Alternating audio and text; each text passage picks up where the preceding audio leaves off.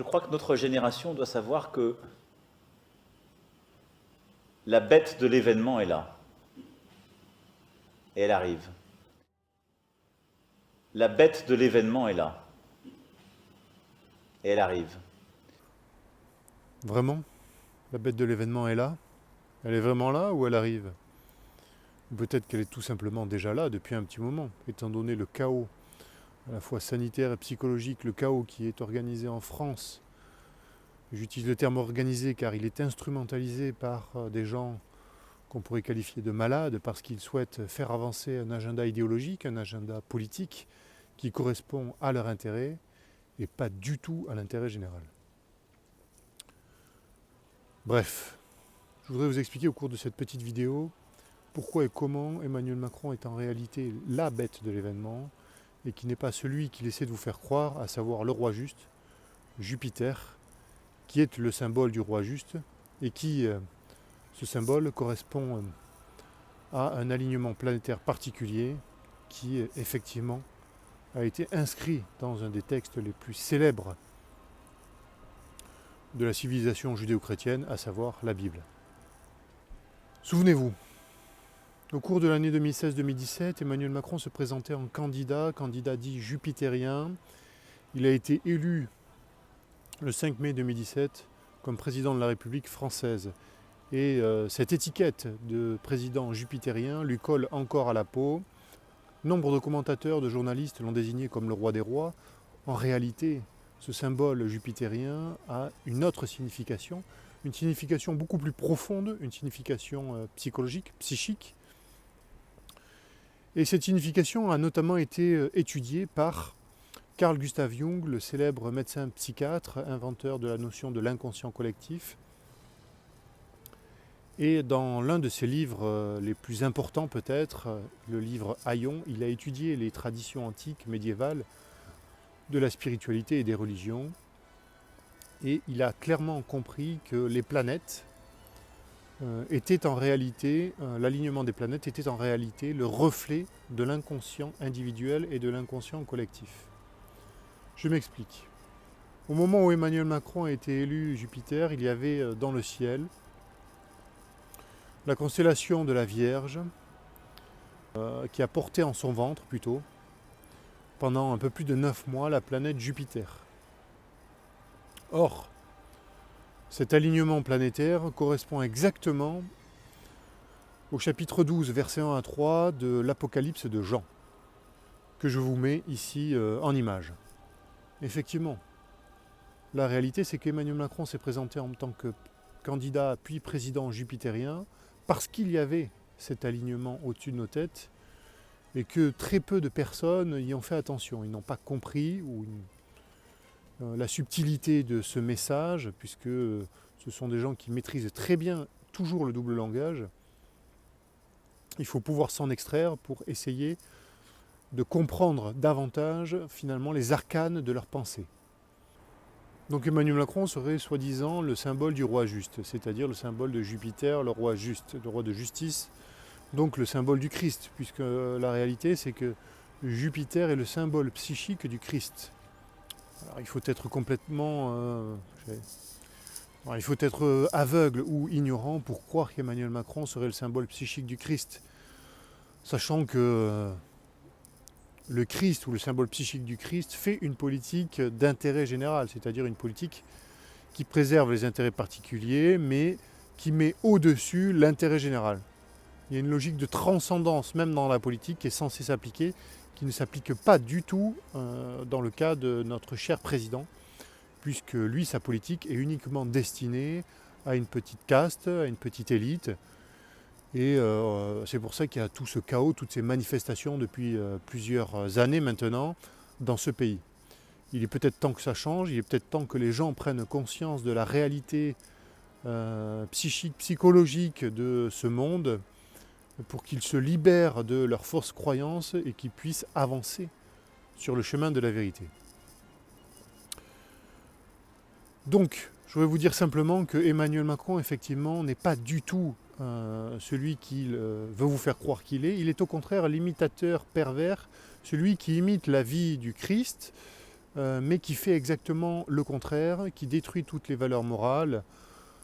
Il faut vraiment être aveugle ou ignorant pour ne pas voir qu'il est totalement injuste dans sa politique, qu'il fait une politique totalement perverse, car lui-même finalement a une perversion intellectuelle probablement due à son éducation, perversion qu'il ne voit pas ou parce qu'il est simplement animé par ça, c'est-à-dire par son âme. Il est totalement aveuglé, absorbé par son idéologie. Et peut-être même qu'il va jusqu'à croire qu'il est lui-même Jupiter, ce qui devient vraiment très très très inquiétant. Il y a d'ailleurs un psychiatre célèbre italien qui a traité dans une vidéo Emmanuel Macron de psychopathe. Je vous mets un petit extrait pour vous rafraîchir la mémoire. È il problema. La domanda, se un giudice dovesse chiedermi, come in ogni perizia psichiatrica, cosa ne penso sulla pericolosità di queste persone, a dire che non ci sono dubbi. Emmanuel Macron, come tutti gli psicopatici, sono altamente pericolosi. Un intenditore, una persona, un intellettuale che si è occupato anche di questo diciamo così, disturbo ben integrato e anche considerato notevolmente considerato nella nostra società, ha detto testualmente: i serial killer rovinano le famiglie, mentre gli psicopatici ai vertici dell'economia e della politica rovinano intere società. Perché è pericoloso Macron? Macron è pericoloso perché, come tutti gli psicopatici, ha una grandissima idea di sé. Macron non ama la Francia e non lotta per il popolo francese. Macron ama se stesso enormemente, ama enormemente se stesso e lui combatte per mantenere la sua fragile identità. Donc maintenant, vraiment, il est l'heure de se réveiller. Si ce que je suis en train de vous dire ne réveille pas les chrétiens, les catholiques, et que vous ne mobilisez pas vos forces pour construire un nouveau modèle de société, dans ce cas-là, je ne vois pas ce qu'on peut faire. Si les gens ne sont plus capables de s'unir finalement pour construire ce modèle, d'unir leurs forces, si tous les catholiques ne sont plus capables de se réveiller pour unir leurs forces et construire une société juste et transcendantale, qui explique logiquement, qui éveille les consciences des hommes, des femmes, des enfants, de tout le monde, franchement, je ne sais pas ce qu'on peut faire. Je vous amène le dernier élément de preuve qui justifie que toute cette crise est une mascarade instrumentalisée. Je crois qu'il est temps de séparer le bon grain de l'ivraie. La majorité des gens préfèrent vivre leur quotidien sans se soucier trop de la problématique politique, c'est-à-dire totalement se désintéresser des affaires de la cité. La majorité des individus, et j'en faisais partie jusqu'à ce que je m'éveille, préfèrent vivre simplement leur quotidien sans se poser des questions, comme disent la plupart des gens. Mais je pense qu'il est l'heure de se poser des questions.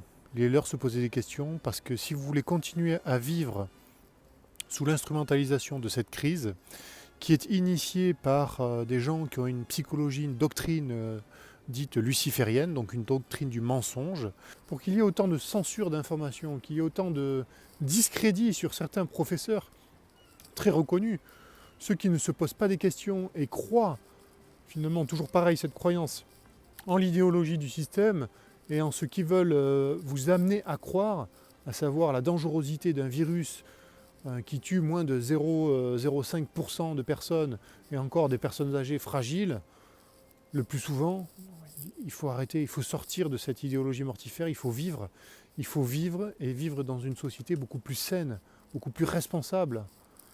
Et tout ça, c'est notre travail à nous tous. La seule chose, c'est qu'il faut une vision commune, une vision qui va dans le bon sens.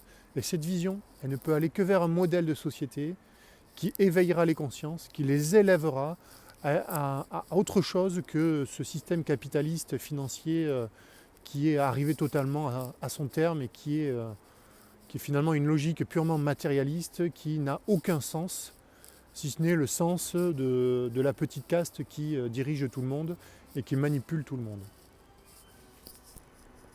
Ce combat est avant tout spirituel. C'est un combat spirituel, pourquoi ? Tout simplement parce qu'il y a des gens qui veulent vous faire croire que votre âme est simplement des fonctions végétatives du corps, alors qu'en réalité c'est un esprit incarné, c'est-à-dire c'est une divinité incarnée.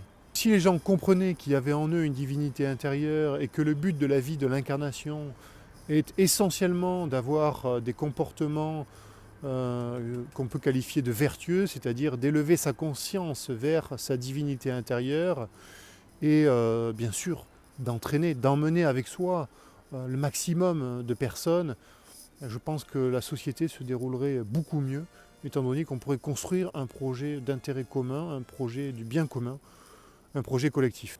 Comprenez bien qu'il est possible de bâtir un autre modèle de société, un modèle de société qui, je dirais pas n'a rien à voir avec celui-là, parce qu'on ne peut pas tout effacer du jour au lendemain, mais on peut organiser une transition très importante, une transition qui correspond à l'intérêt général et qui, par exemple, pourrait s'axer autour d'une simple logique de bon sens. Dans un premier temps, il faudrait sortir de ce climat mortifère de la peur, changer de conseil scientifique et basculer avec un conseil scientifique qui serait davantage celui de Marseille, qui est beaucoup plus de bon sens, qu'il ait tort ou qu'il ait raison. À mon avis, il est beaucoup plus de bon sens que tous ceux qu'on nous présente à la télévision comme des pseudo-experts qui ne servent que des intérêts finalement financiers et pas du tout la santé publique, tant leur discours sentent finalement le conflit d'intérêts. Deuxièmement, il faudrait construire une société qui est beaucoup plus proche de la nature, c'est-à-dire beaucoup plus proche en termes d'alimentation, beaucoup plus proche en termes de soins, beaucoup plus proche en termes de construction, etc. etc. Troisièmement, il faudrait non pas éduquer les enfants, mais les instruire à la liberté, et non pas seulement à la fonction qu'ils doivent occuper en tant que ressources humaines pour des entreprises. Non, il faut au contraire essayer de les élever vers la liberté. Troisièmement, je pense que, et le plus important peut-être, l'idéologie de fond, c'est-à-dire commencer à expliquer aux gens qu'ils comprennent très bien que la divinité est en eux et comment avoir des comportements qui conduisent à des émotions supérieures pour progresser, donc apprendre à se connaître et finalement vivre plus dans une forme de coopération, d'altruisme intelligent, plus que dans une forme toujours plus accrue de compétition et de concurrence qui, poussée à l'extrême, devient malsaine.